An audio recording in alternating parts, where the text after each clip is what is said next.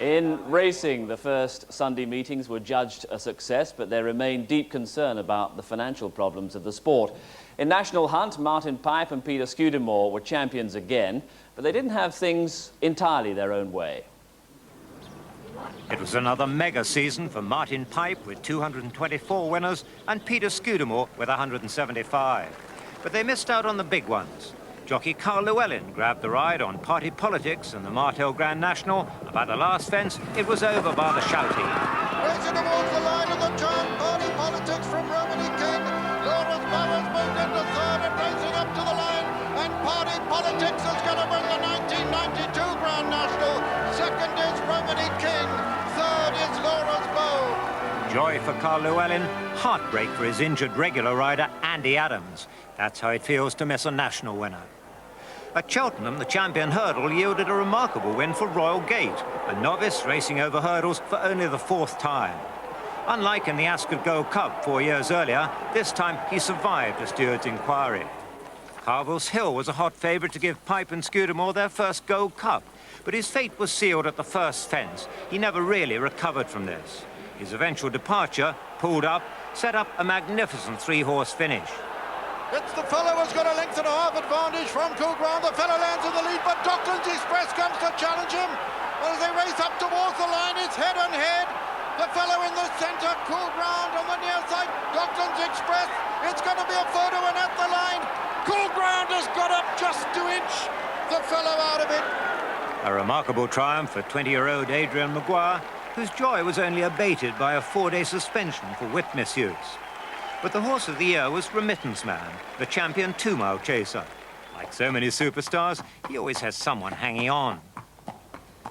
And Desert Orchid, just 18 days after his critical intestine operation, he's fine. Michael Roberts was the story of the flat, the first ever South African champion with 206 winners from over 1,000 rides. The top-rated horse of the year was Arlen Saint-Gevite, whose extraordinary 12-length defeat of Derby winner Dr. Devious in the Irish Derby knocked seconds off the course record. Saint-Gevite is increasing the margin. Dr. Devious is in trouble. Contested bids making a little ground, but Saint-Gevite's going to storm away with the Irish Derby. Saint-Gevite was second at Epsom is putting 6, 7, 8, 10 lengths between him and Dr. Devious in contested bid and at the line. Saint-Gevite has won it. Dr. Devious is second. But in September, the doctor got his revenge in the Irish Champion Stakes. The Derby winners locked together. Saint-Gevite on the stand side. Dr. Devious, the far side, is going to be close. Saint-Gevite by a neck from Dr. Devious. Flat out there, clear. Alford in third. It's going to be close. Saint-Gevite, Dr. Devious, the inside as they race up towards the line. It's desperately close between them. The judge said Dr. Devious won by a short head. The filly, user-friendly, won 3 classics and remained unbeaten until the hour. And Lester Piggott, at 57, the style, nerve and tactical genius are packaged with a smile. And then came Florida, and a rib-breaking fall which for a moment looked like the end of the line. But within days, he was planning the year ahead and reliving the magic moments of '92, mostly on Rodrigo de Triano, his 30th classic winner in England, on the way to a spectacular triumph in Ireland. And it's Rodrigo de Triano who quickens to the lead on the far side from Azud, Brief, Truce, Lucky Lindy. Inside the final furlong, Rodrigo de Triano, 2 in front. Azud is coming after him, but racing up the line. Rodrigo de Triano, it's Leicester's 16th Irish Classic. In just over 2 years of comeback, this remarkable man has rewritten his own unbeatable records. Florida confirmed what we already knew, that he's indestructible. Now, this year, sadly, we've lost 2 of our best-loved commentators. Raymond Brooks-Ward, short time after the Olympics, and, of course, the tennis world is grieving this very week following the death of another legendary broadcaster and friend to so many people here, Dan Maskell. Dan retired from tennis commentary with the BBC this year. He'd covered 41 Wimbledon championships in a row. He was a fine player and coach before that, and a wonderful man who never had an unkind word for anyone and whose broadcasting style was quite unique.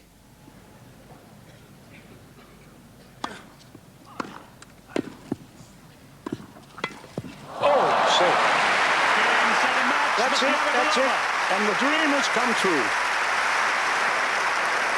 She still owes me 6pence for a cornet I bought her when she was 16 and a half at Torquay. And I've always felt commentating that one should really try not to intrude. In fact, I remember saying to Jack Kramer when he started with me, Jack, let the story be told by the pictures, and we'll only add to it where necessary. And Maskell, who will be missed very much indeed.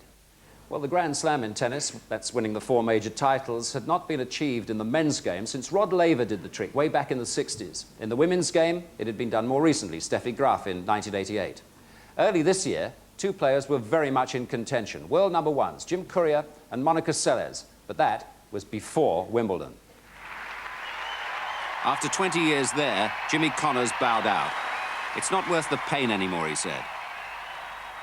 Jeremy Bates came good, but the white knight of Wimbledon was Agassi.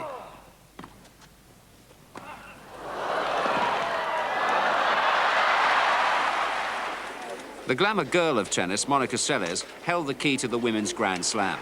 After beating Steffi Graf in a brilliant French Open final, she was halfway there. Now it was on to Wimbledon. There, few had high hopes for Jeremy Bates getting through the first round, but here he was at match point against number 7 seed Michael Chang. Second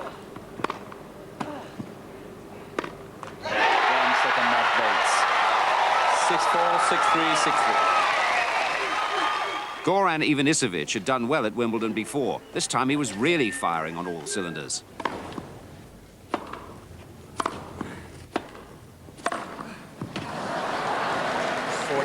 The aces continue to flow like champagne at a wedding. He pounded former champion Stefan Edberg into submission, and Jim Courier's Grand Slam hopes were destroyed by unseeded Russian Olhovsky. Bates was having all the luck. Smile. 2 more victories against higher-ranked players, and now he faced Guy Forget. The centre court was drained of emotion, the tension of it all.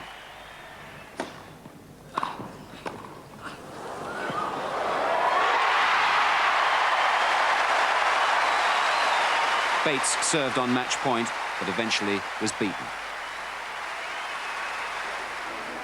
But the biggest attraction of all at Wimbledon was that man. Yes, him.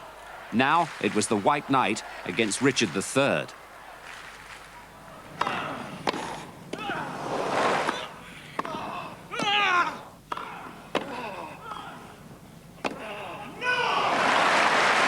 But oh yes, Agassi in the final, to the delight of his fans. Pete Sampras, once he turned the racket round, had coasted to the semi-finals, but Ivanisevic blasted him out too. Martina, 9 times champion, faced Seles, whose Grand Slam hopes were high, in the ladies' last 4. Seles outgrunted and outplayed her. Her Majesty was not amused. The final, a repeat of the French, was rain interrupted 3 times. Seles lost her voice, the match, and her Grand Slam hopes. For Graf, it was sweet revenge and her 4th title. In the men's final, the Ivanisevic aces dried up. Agassi needed all his quick-fire brilliance, though. But Wimbledon had a new swashbuckling champion, unlike any that had gone before. But you can't keep a bad man down. McEnroe had the last word. With Michael Stich, he won the longest ever men's doubles final, his 5th Wimbledon doubles crown. In September, Edberg, against all the odds, retained his US Open championship.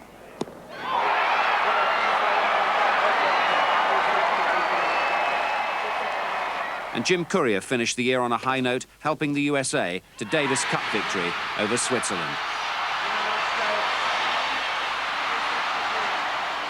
Well done, Jeremy. Great year. Thank you. Now, this year, the BBC Overseas Personality Award goes to a tennis star, the man who set hearts aflutter and Wimbledon alight, the Wimbledon champion, Andre Agassi. From Munich, John Barrett.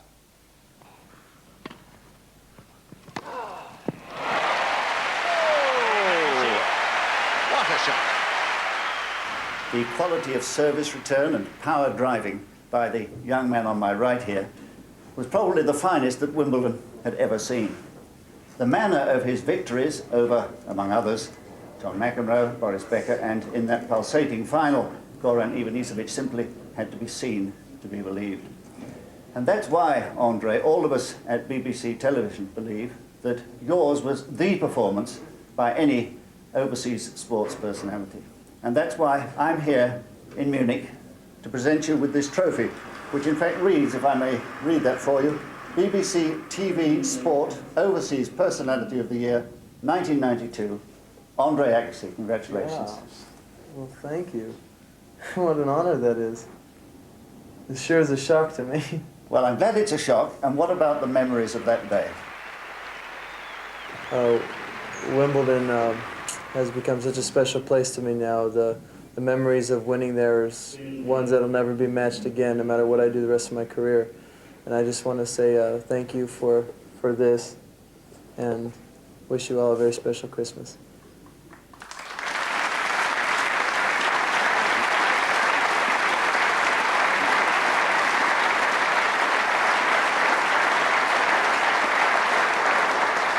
In cricket, Pakistan were the summer visitors as well as England's winter opponents in the World Cup final in Australia. Durham arrived on the county championship scene, a new challenge for Ian Botham, who was still adding to his vast experience at test match level. Well, here he is, the man of the moment, 100 tests for England, Ian Botham. By the time the Pantomime King arrived in New Zealand, England had already won the Test and One-Day Series. Botham, though, was invaluable on the road to the World Cup final. 87,000 packed the impressive Melbourne cricket ground, and England made Pakistan struggle early on. It's in the air, there's a top edge, and a possible catch, but dropped. Captain dropped captain, a vital miss. Imran made England pay as his side eventually reached 249. Gooch, but it's way over his head and well back into the members. Wasim Akram then dashed England's hopes, removing Alan Lamb and Chris Lewis with successive balls. Pakistan world champions for the first time, and for Imran, the perfect end to a magnificent international career. A month later, and Pakistan arrived in this country, led now by Javed Miandal. England took one-day revenge. Then the Lord's Test set the series alight. Second Test, fourth day, Sunday. What a day. Oh, it's bowled him. It's bowled him round his legs.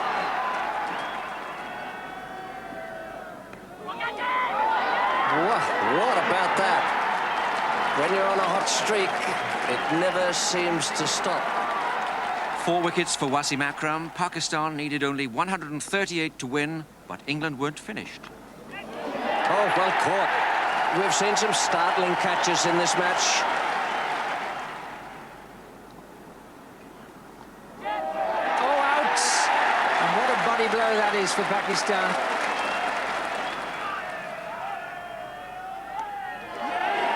Got him. 95 for 8. What a performance from England. Wasim and Waqar Younis had shared 13 wickets at Lord's. Now they shared a match-winning 9th wicket partnership. It's through. They've won. And well played, Pakistan. 17 wickets fell on a dramatic day. Pakistan 1-0 up. For Old Trafford, England recalled a famous face. David Gower had one immediate target. And that's it. David Gower passes Jeffrey Boycott's run aggregate in an England Test career. Record holders old and new were the centre of attention. And at Headingley, Graham Gooch produced heroics for the second year running. His 135 and 8 wickets for debutant Neil Malander helped England level the series. But at the Oval, Pakistan's deadly duo hit back. Malcolm used to be the batsman. Wasim 6 wickets in the first innings, Waqar 5 in the second to settle it. Out, and a beautiful piece of bowling there. 43 wickets for the pair in 5 tests, and a joint award as men of the series, as Pakistan completed a 10-wicket triumph. And there it is, the winning run for Pakistan. They have won this final test match at the Oval, and they have done it easily and with brilliant cricket. But the summer ended in controversy. Ball tampering accusations dominated the headlines. Alan Lamb went public with his own allegations and received a £4,000 fine. Sorry, can't speak. Happier times for Lamb, though, as Northants clinched the NatWest Trophy. Graham Gooch's Essex retained their county title, while in the Benston Hedges Cup, Malcolm Marshall finally tasted one-day success at Lord's with Hampshire. Mike Gatting's South African rebels had their bans lifted, and 35-year-old Gatting will tour politically troubled India. But remarkably for some, another 35-year-old, David Gower, was left out and told he was too old. Now, on the 25th of July this year, all eyes turned to Barcelona, Spain, and the Summer Games of the 25th Olympiad. They turned out to be an extraordinary success story, probably the best games of all time.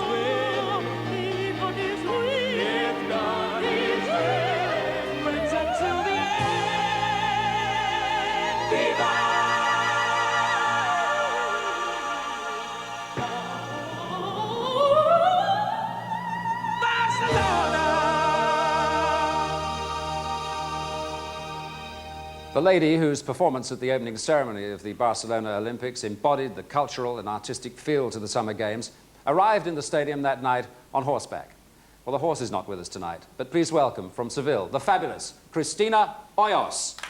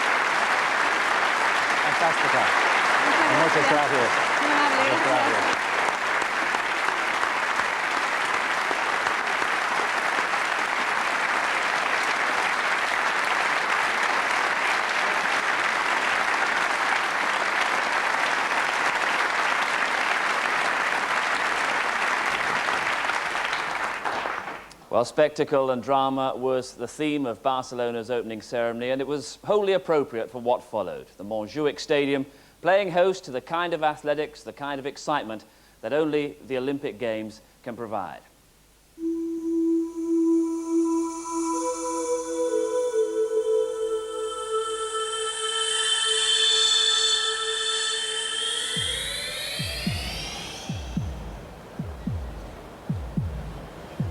The 1992 Olympic 100 metres final.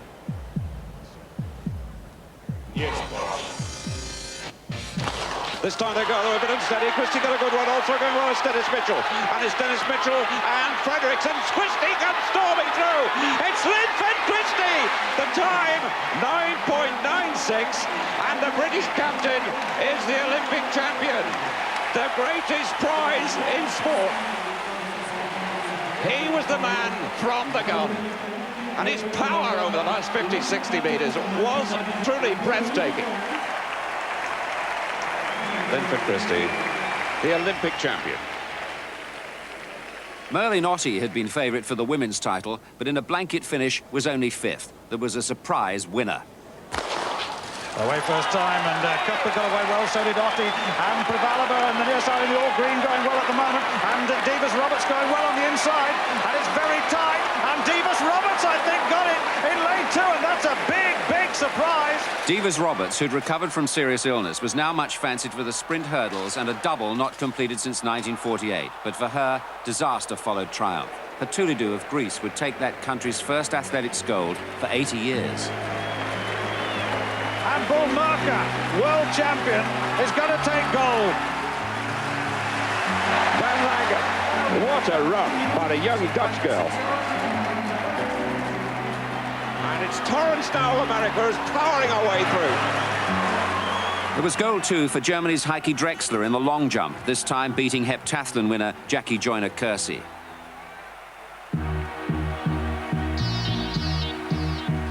Head-to-head in the men's long jump, Mike Powell and Carl Lewis, a repeat of last year's classic World Championship. It's 8 meters 67. Mike Powell follow that.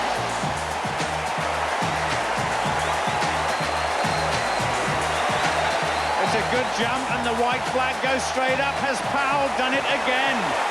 8 meters 64. It was long, but it wasn't long enough. And there, the two greatest long jumpers the world has ever seen. The 7th Olympic gold for Lewis, and he would add to that.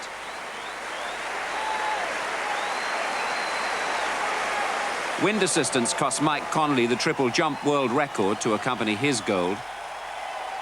But at 400 hurdles, Kevin Young proved a fitting heir to the great Ed Moses. And the world record has gone. 46.79 for the American champion, Kevin Young. Bronze medalist Chris Akabusi acknowledged the measure of Young's achievement. And in his last major games, Chris took bronze again in the relay. The butts were too far ahead to be kicked this time, an American world record that had stood for 24 years. Carl Lewis's 8th Olympic gold medal came with another world record, the sprint relay. Sally Gunnell anchored the British squad for a bronze at 4 by 400. But Steve Backley's bronze was less than he'd hoped for. Better luck in Atlanta.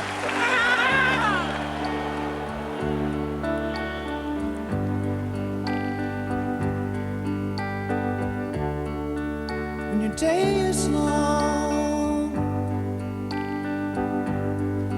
and the night is yours alone.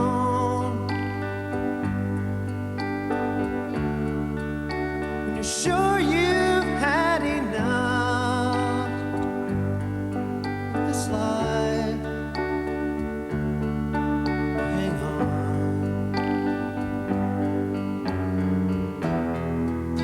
Don't let yourself go.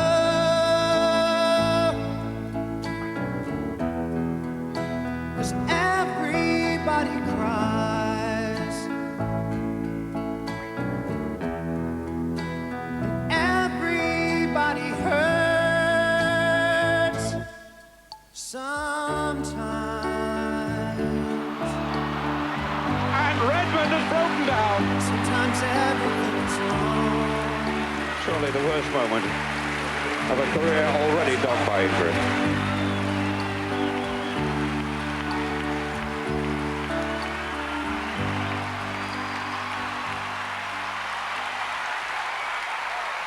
There was post-race African unity after a great women's 10,000 metres. Gold to Tulu of Ethiopia, silver to Maya of South Africa.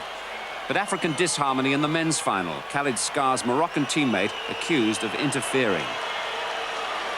And Chalimo won't let him go. He got caught slightly, Chalimo, but what a battle at the end of 10,000 metres. Scar hasn't beaten him yet, and Chalimo comes back. Scar responds again, and this time it is decisive. Scar was at first disqualified, but rightly reinstated for the gold. Kenyans dominated the 800 with Tanui and Kiprotich, and a clean sweep in the steeplechase, but the sprints were all American, apart from Christie. Watts is going through, a new Olympic record. Marsh comes right away. Marsh of America going to take the gold. For Spain on the track, there would be the victory of victories. It's Cacho of Spain who's stolen the lead from the rest of them.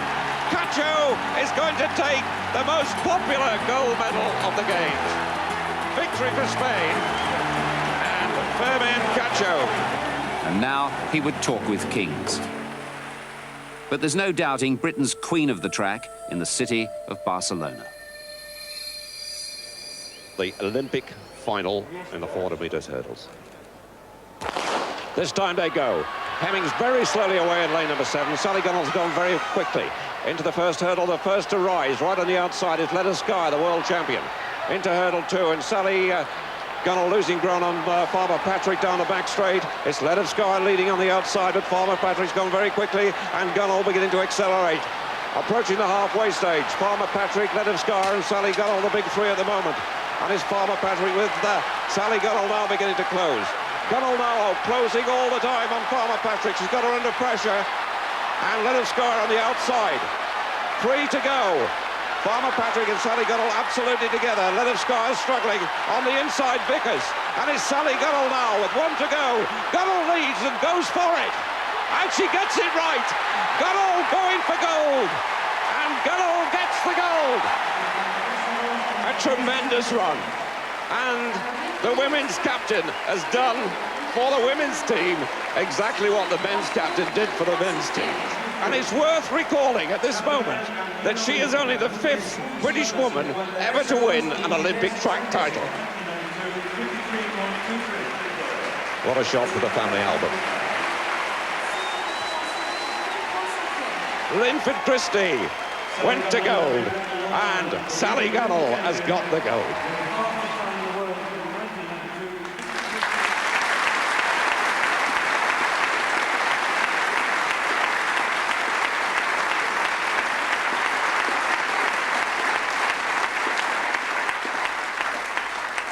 They're not actually sitting on top of each other. That was a bit of clever camera work there. But Linford first. Linford, you seem to know that you'd won that final a good way out. You seem to sort of relax.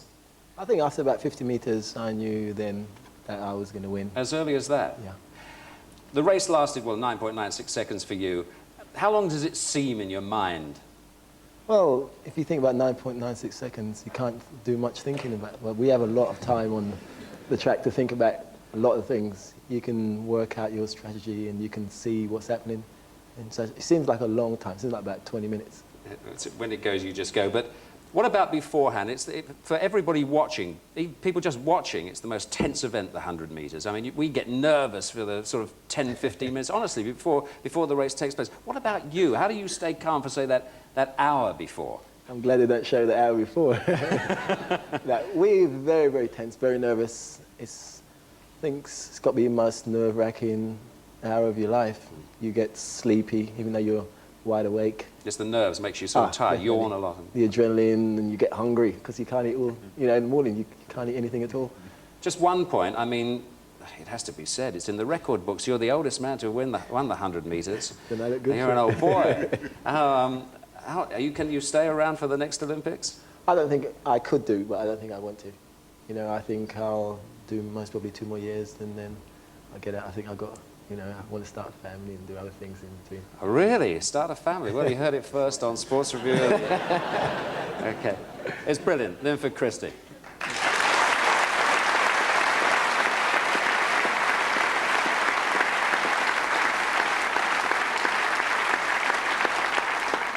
Sally Gunnell, 53.23 seconds it took you to win the gold. Do you remember every second, every stride, or is that just a blur? Totally. I mean, it's the first half of the race, probably up to about the Heights hurdle. I didn't remember a thing. And it was literally just coming down the home straight that I knew that, you know, this is my chance, don't waste it. Just drive all the way. You entered the race with a plan. Did the race go perfectly to that plan? It did. It was my first race ever that everything has just gone totally right. And I'd been through it in my mind so many times beforehand. I knew what I wanted to do. And I hit every hurdle how I wanted to, and the stride pattern and everything. It just happened on the day and the right. Life is changing a bit for you. Not only that success, which is going to change your competitive career, but you got married, in October to John Bigg, who's played a big part in all your success, I know. Quite a wedding as well, wasn't it? On a Florida beach, and a few big names there as well. It was good. We had about 50 people came out, and there was probably about 10, 12 athletes, so it was really good. I didn't expect them all to come out, and had a great day. It certainly sort of went very quickly. It started at 11 in the morning, and finished at 11 at night, and it felt about 4 hours, but it was good. But you're keeping your maiden name, you're continuing to run as Sally Gunnell. That's it. Yeah, I mean, I suppose I've spent so many years getting your name up there, and why change it, really? I don't know. Big Gunnell would have a nice ring to it after the year that you've had. Sally Gunnell. Thank you.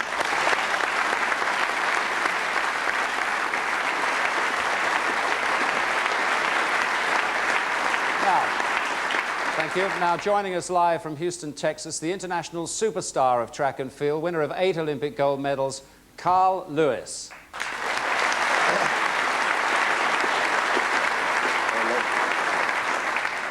Glad you can be with us, Carl. Great, thank you. 2 gold medals at these Olympics. Would you see that as a great Olympics for you, or this time just merely a good Olympics? Well, going into the Games, I wasn't sure what would happen because of the illness I had at the trials. But after the things went the way they did, winning the long jump and then getting the world record, I'd say it was a tremendous Olympics for me. That's a tremendous series in the long jump with you and Mike Powell. Well, Mike has helped elevate that event back up to the top of our sport. It's tremendous because the long jump was a big event a few years ago, and then it started to diminish a little bit. And now Mike has helped elevate it back to the top. So it's tremendous for me, and it's helped motivate me to try to jump farther. Now, Atlanta for you, will you still be around? I'm going to take it 1 year at a time. The opportunity to compete in 2 Olympics in your own country is something that obviously very few people have a chance to do. If physically I can run at this level or better, then I will be here. But if I start to see a decline, then I'll probably not be competing at that time. No signs of it yet. But what everybody here wants to know, of course, when are you and this man Linford going to get it together? When are you going to race over that 100 meters? Well, I mean, obviously it takes a lot of things to do it, and I'm sure that we will race against one another next spring. That's planned, and we'll have to wait and see because there's so many variables. I mean, people think just jump on the track and run, but there are a lot of things that have to happen. But I'm sure that we will race against one another, if not in the spring, definitely in the World Championships. Looking forward to it, Linford? You know me? You know me, he said. What does that mean? Yeah, I guess it means yes. Yeah, thanks very much. Carl Lewis, some great Olympians, ladies and gentlemen. Great.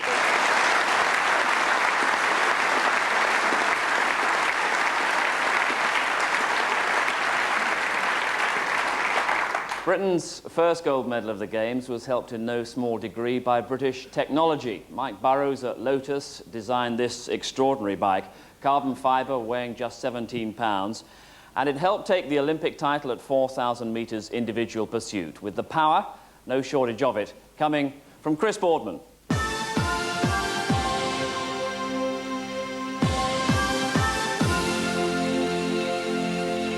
Okay, let's go to work. And Chris Boardman is going to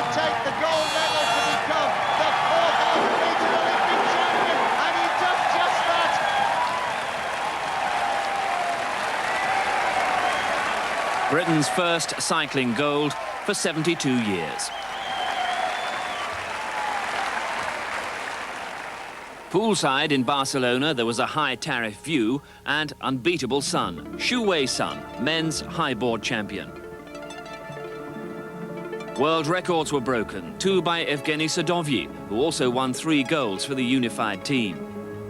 Hungary's Kristina Egazegi claimed both backstroke titles among her 3 golds. And her teammate, Tomasz Danyi, successfully defended the 2 medley titles. The fastest man was Alex Popov, the champion at 50 and 100 meters freestyle. Matt Biondi took his 7th Olympic gold. And China claimed their first swimming golds, 4 in all. And aged 13, Kyoko Iwasaki became the sport's youngest Olympic champion. Mike Barrowman became the sport's quickest at 200 meters breaststroke, ahead of Nick Gillingham, whose bronze was the only medal for Britain in the pool. The 1500 metres went to Australia's Kieran Perkins, with perhaps the best swim of the Games. 10,500 people are now standing up and applauding the 8th world record individually of the Olympics.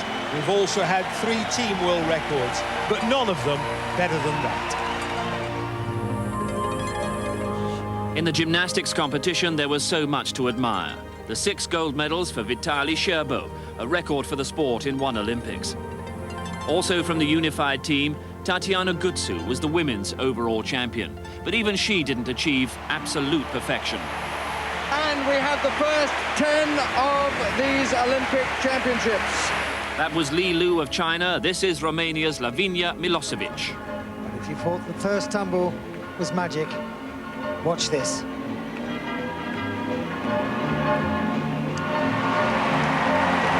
you can hear from the applause that we have another 10. The Searle brothers, the final of the Cox pair. Hope was fading at the halfway stage. Britain was on its feet by the finish. The Abonyalis lead. The Searle brothers are coming back at them all the time, and they have such power in the finish. They are coming at them again. And the Abonyalis are tiring, and they're going to go through them. I think they can do it. They're coming, and they are there. The Searle brothers have beaten the Abonyalis, and that is a great achievement. An outstanding gold for Jonny and Greg Searle and Cox Gary Herbert, and the winning Cox always gets wet. The American Dream Team destroyed the basketball event as a competition and were never contenders for any Spirit of the Games award, but they left with the title and reputations intact. Cuba took 7 boxing golds, but not this one. Michael Carruth became Ireland's first Olympic champion since 1956. There was Irish silver as well, Wayne McCulloch. Britain's only boxing medal was the light middleweight bronze for Robbie Reid. Ray Stevens' silver was the first of 4 British medals in judo.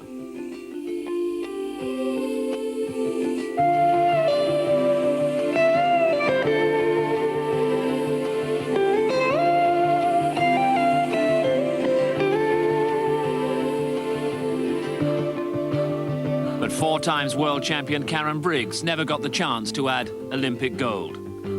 18-year-old Simon Terry left with 2 archery bronze medals, individual and team. Laurie Smith skippered his crew to bronze in the Soling class yachting. And Britain's best ever performance in canoeing, silver for Gareth Marriott. Fiona McIntosh in the last 8 was Britain's best for 36 years in fencing. Britain's men lost their hockey title, but we weren't disappointed long. Britain's women had the inspiration of Jane Sixsmith. She's there, can she strike it in? Chooses a spot. Great goal. It's a medal for Great Britain. They've done it. And how well they've deserved it. A bronze to celebrate, but no one was enjoying the Games more than the Spanish.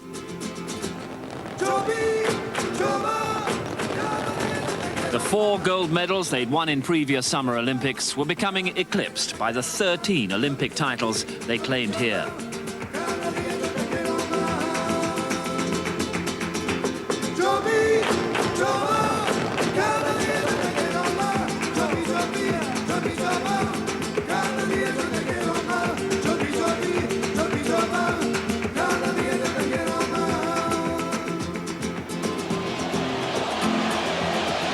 Spain with this corner.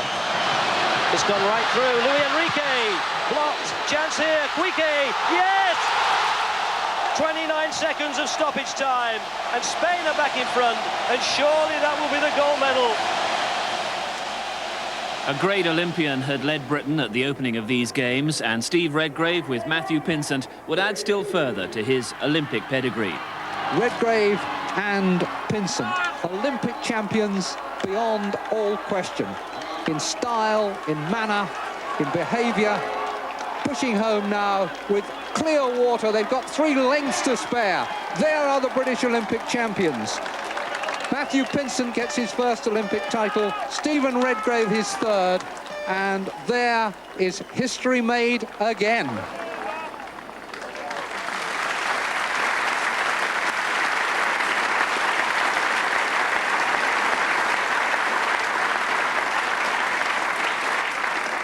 Brilliant performance, chaps. Now, Matt, we're in a private little group here. You can tell us about this fella. You're about his, what, 34th partner now, aren't you? Something like that. What's he like to row with? It's pretty difficult at times. He's pretty argumentative, actually.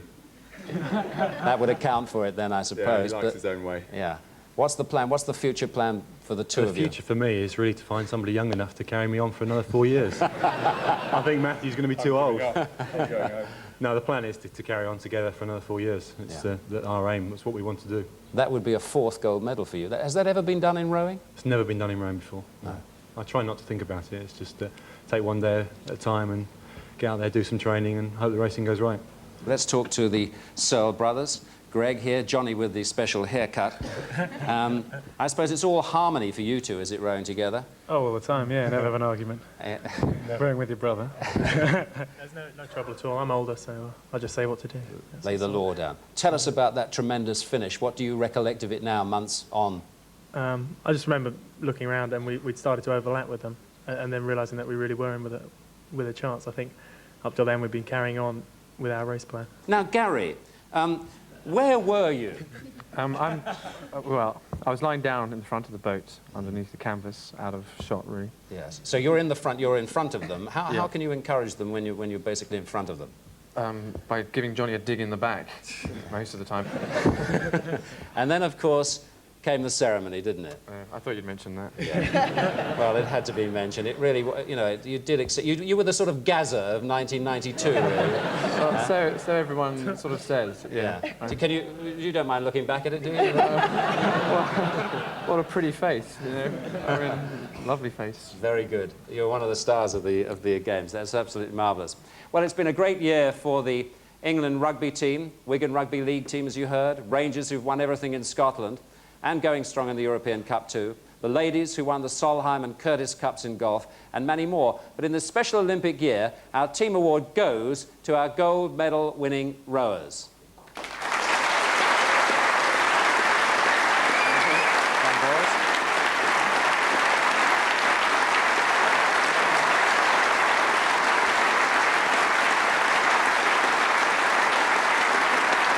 Well deserved. And to present the awards, gold medalists from the Spanish Olympic team, yachtswomen Teresa Sabel and Patricia Guerra. Ladies, would you bring those nice pieces of... Yeah. One for those two gentlemen.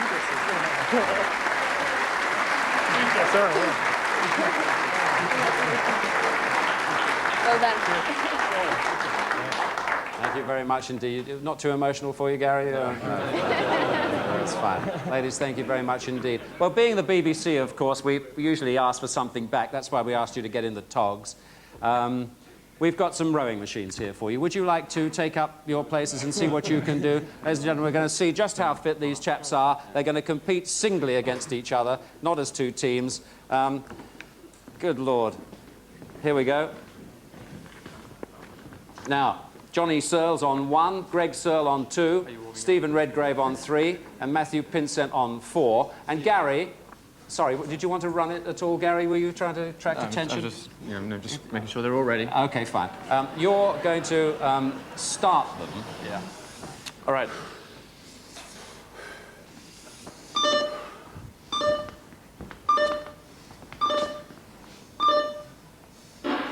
OK, now they're off. So you see from the monitor, Jonny is going out first on 1. It's quite close between the rest of them. Jonny's making a good start there.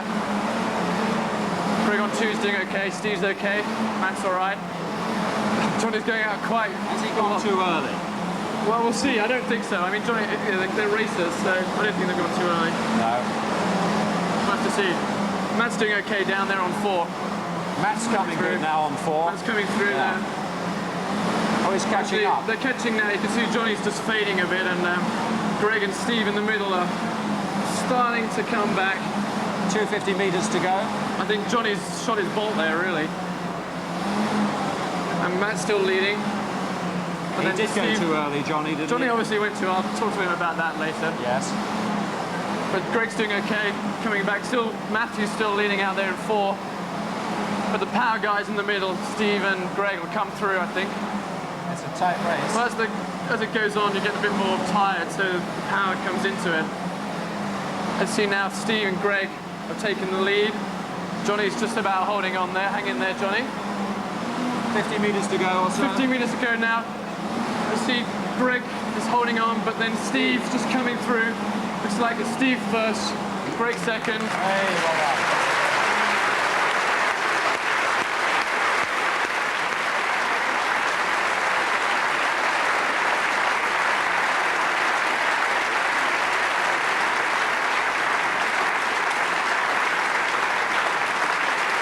Thank you. Thank you. That was brilliant. That was serious. You now know why Steve's got 3 gold medals. But well done, all the chaps. Absolutely brilliant. And you've each won a little sum of money for your favourite charity for being such good sports tonight. Thank you very much indeed.